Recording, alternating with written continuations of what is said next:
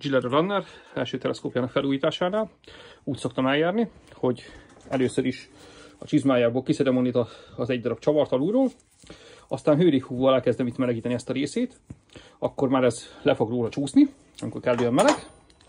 Aztán leszedem magát a sziveringet belőle.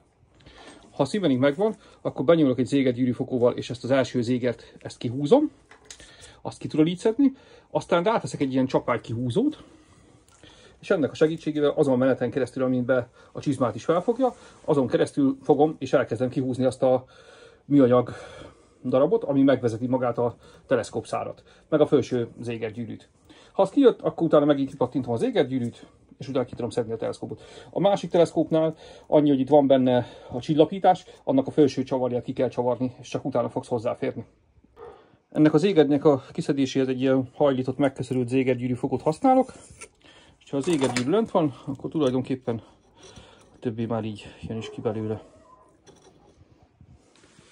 Így néz ki a másik teleszkópszár, ebben ez lenne a lengés csillapítás benne. Ezt úgy szoktam megoldani, hogy ne csúszom vissza, amíg felrakom, hogy teszek rá egy ilyen kábelkötegelőt, és akkor tulajdonképpen ez addig megakadályozza, hogy visszacsúszson, amíg rátekerem a csavart. Utána pedig majd nem fog okozni gondot, mert műanyag és puha, és fel fogja tolni majd valahol a tetejére, és ott meg bőven el fog férni benne.